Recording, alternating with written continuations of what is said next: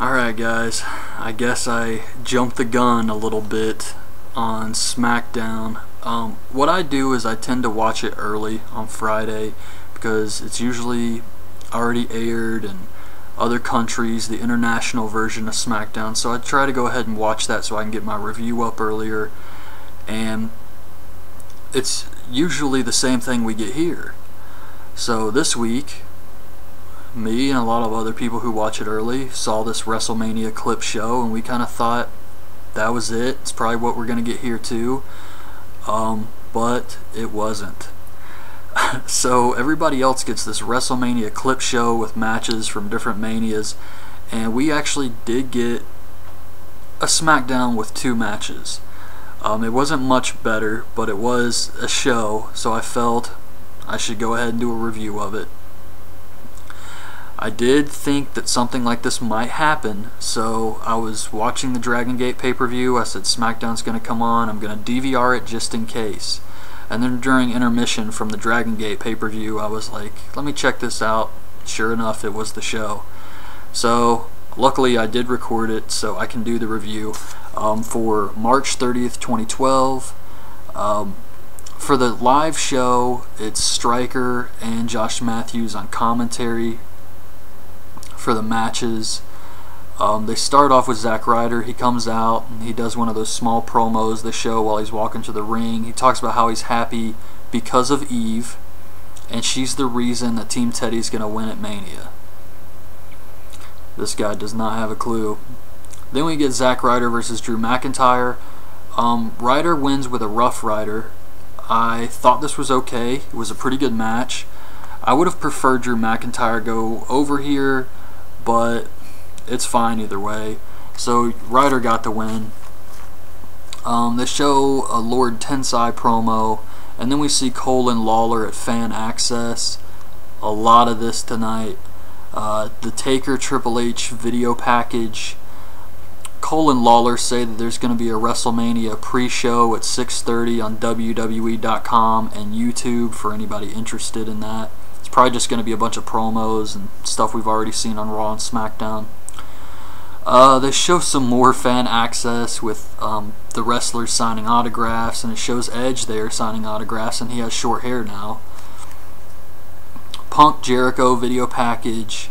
Then Cole and Lawler say that WWE was all over YouTube, and Lawler says he spent all day watching videos of The Rock and Cena. Yeah, right. Then they wave Teddy and Johnny flags before showing clips of Raw where The Miz joined Team Johnny. Christian gets hurt, and so McIntyre joins, and then Booker T joins Team Teddy. Then we go back to the SmackDown show. Big Show comes out, says he's had a long career and won the World Heavyweight Championship belt his first match in wrestling. But he's never won at Mania. Cody wants to make a name for himself by beating him at Mania. He says this time is different, and he feels it in his heart that he's going to win. He will become the new Intercontinental Champion and will finally have his WrestleMania moment. Now, I predicted Cody's going to go over here, but this is a pretty strong promo. I still am going to go with Cody because it's just my prediction, but Big Show looked pretty good here, and this was a good promo, a babyface promo, like he could win this match. They show some more Fan Access. Fan Access, they have stuff like you can walk through the Undertaker's cemetery and see all the tombstones of the guys he's beat. You can go walk up to Titantron and pick your favorite wrestler and come out to their entrance. And they have the John Cena rap booth. I don't know what this is. They just said that you can go in here and sing John Cena's entrance song, and it just shows a guy in there with a girl standing next to him rapping. I don't know. You can also climb the ladder and get a picture taken like you're getting Money in the Bank, stuff like that. They show some more Taker Triple H hype videos. This time they have legends and wrestlers talking about it. They got like Sergeant Slaughter, Christian, Pat Patterson, Edge, Arn Anderson, Mean Gene, and Roddy Piper. They're all talking about how this is going to be like such an epic battle, the end of an era. Then we have the main event, which is Jericho versus Kofi. Jericho wins with the Walls of Jericho, but this was a good match. This was really good. It was one of those good Walls of Jerichos that he beat him with. The kind where he's got him all the way back and he's got his knee on the guy's head. Now he can only do this with really flexible guys. A lot of the times it's that half-assed where he's just barely holding their legs back and it's like, come on. But I get it. But when you have a really flexible guy like Kofi that he's in there with, he can put the Walls of Jericho on him and it just looks so much better because it looks like he's really killing the guy, but he's not. So this was an awesome finish.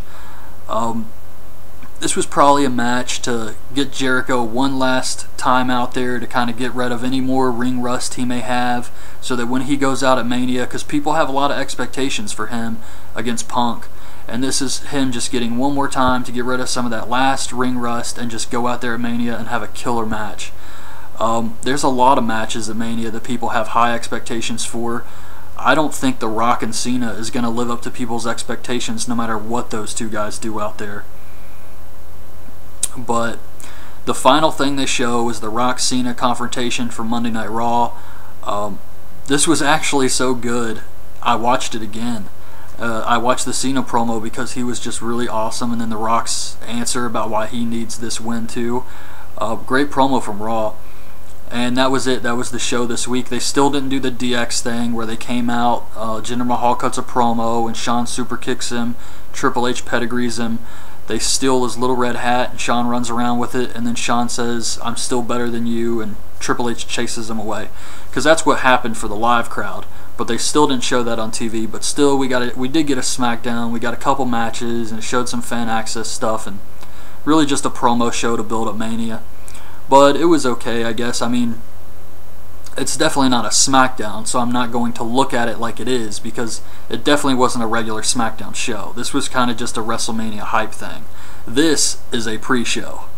Like they're talking about, they're having this pre-show at 6:30 before Mania. This is what should be the pre-show.